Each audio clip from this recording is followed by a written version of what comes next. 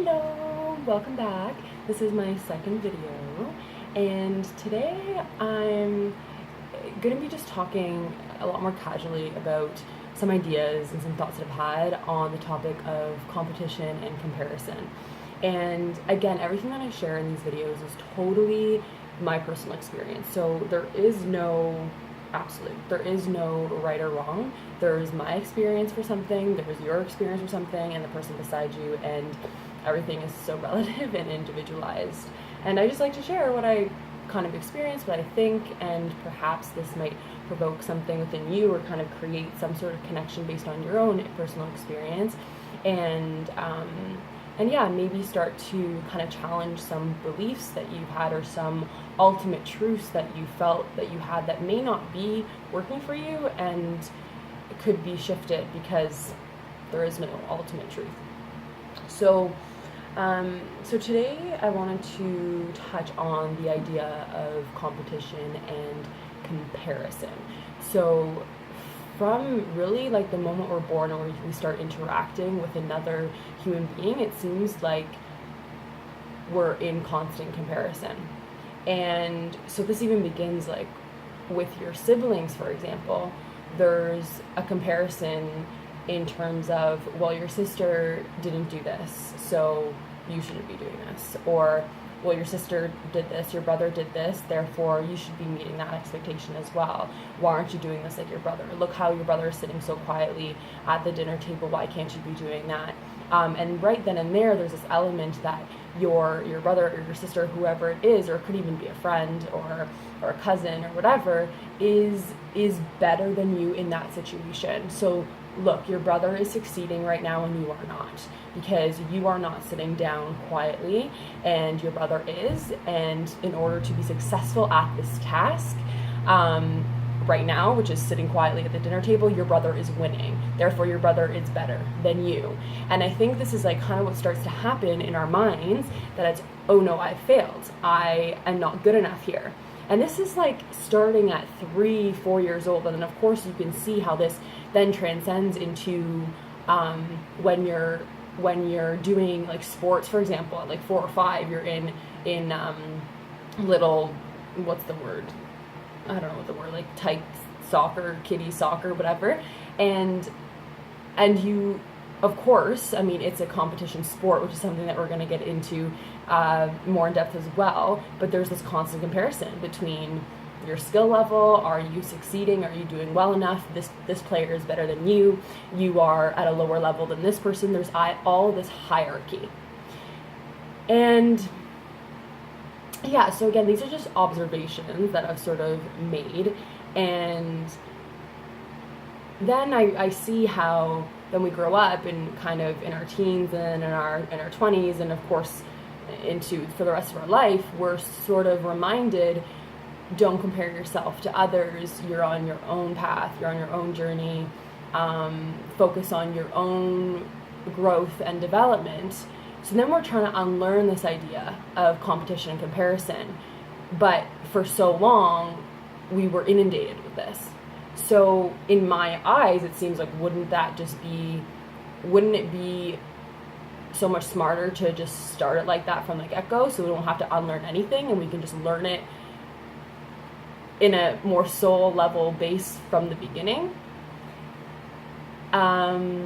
So that's one thought there. And when I say the soul level base, what I mean by that is we are, again, it's like from the moment we're born, we're really taught to live in our ego so much because we're living in this constant world of comparison and competition. And like I said, it's from that soccer game, from your interactions with your siblings, any sports teams, to school. School is a huge one, right? We have grades, we have numbers to compare ourselves and saying you've succeeded, and therefore you have not, based on this number in terms of performance of how you've performed in a certain area.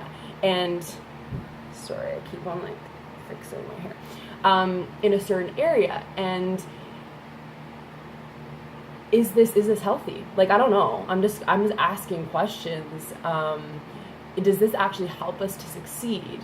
And I know some people, will say, well, competition is what what strives me to work harder, you know, that like I want to, whether let's say it's an Olympic athlete, right? I want to make it to the Olympics. That's my ultimate goal, and therefore I can deem that I have made it and I have succeeded and I have mastered this skill. But it's mastered this skill in comparison to somebody else. So I wonder if we could still say we've mastered a skill if we do not enter ourselves into any competitions at all with other people, and we simply create this goal for ourselves and deem it ourselves that we've made it or not. So one major question I sort of have is, is competition healthy in children? Is having sports games, having grades at school, is having anything that involves creating competition between people? And of course, yeah, we say like it's healthy, it's a great environment to be in, but is it really healthy to create this competition and constantly be comparing ourselves with other people when there's really nothing to compare? It's impossible to really do that.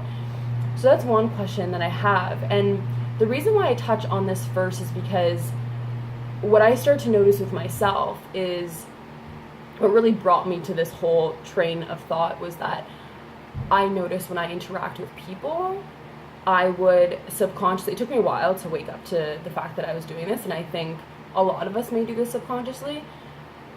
I automatically start to create this hierarchy between me and this other person I'm interacting with. It does not matter if it's like if it's like a romantic connection, if it's a business connection, if it's just a friend connection, if it's just like whatever it is, an acquaintance, whatever kind of interaction it is, I find that I would create this hierarchy. So it's either, am I better than this person, or is this person better than me? Am I lower than, or am I higher than this person? Do I have something to teach this person and impart in this person, or do they have something more to teach me? Are they more evolved than me, or am I more evolved than them? And like, what does that even mean? Like, it's crazy.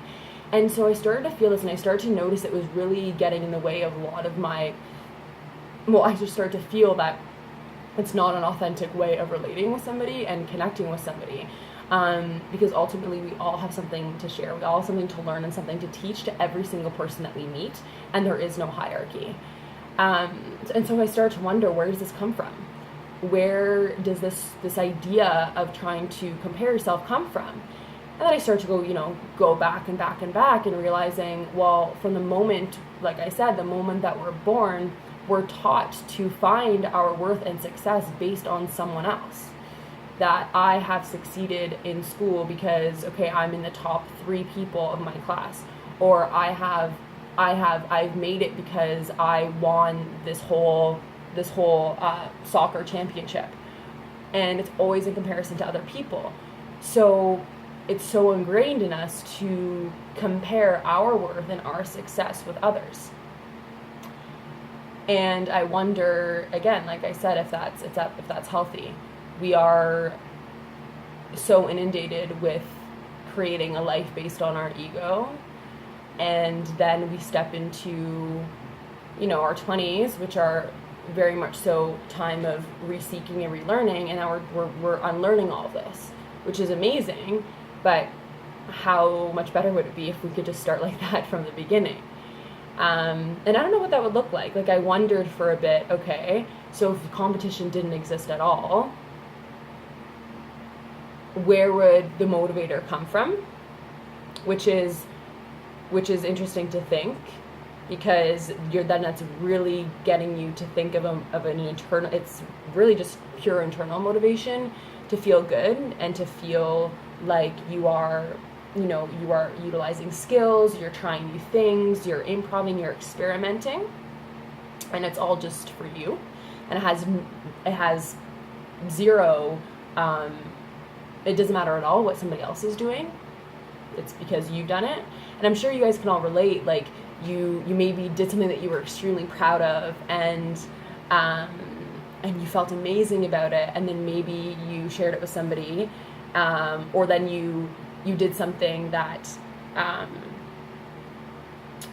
you create something that you're really, really passionate about. So for example, I'm going to use my own examples that I've found with my own experience. So dance is something that is really huge in my life, and it's been a very interesting relationship with dance, which I think I'll do a video on.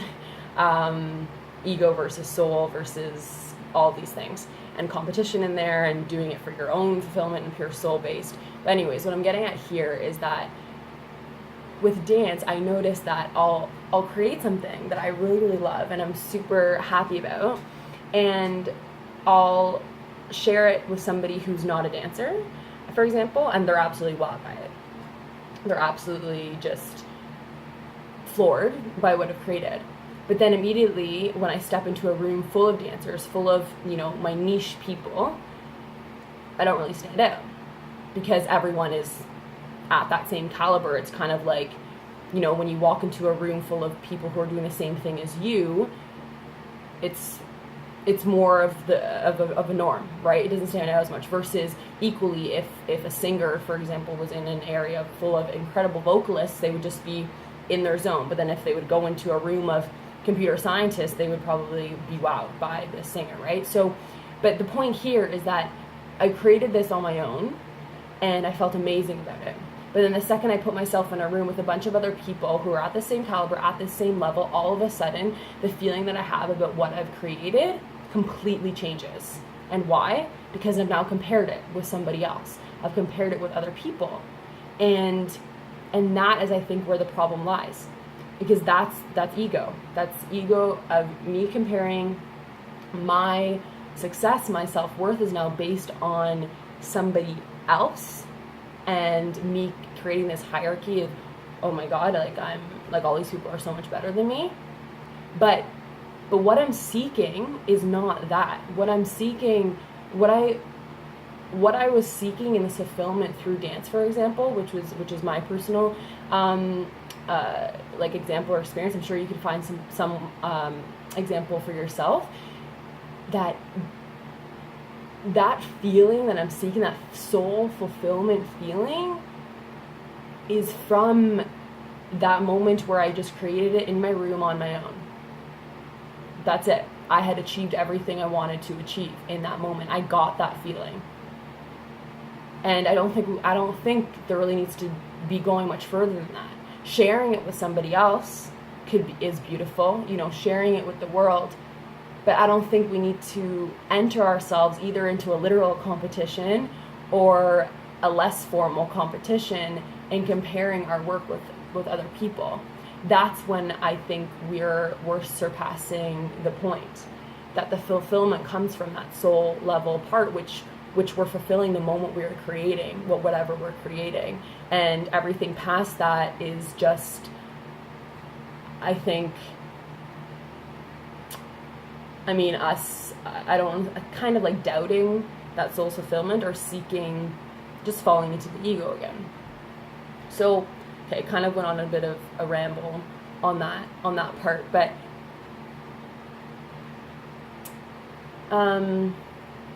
yeah, I think the major sort of point to share here is a couple of kind of questions, I guess, to leave with you are, what is the first memory you have of being in competition or in comparison to somebody else? And like I said, this is as simple as, comparing siblings, and you've succeeded in acting appropriately and you have not, because this is a standard that we've created. And what is that standard? Like I said, there is no truth or right or wrong, just these standards that we've created for if we've succeeded or not. So what is that first memory? Do you think that it's possible to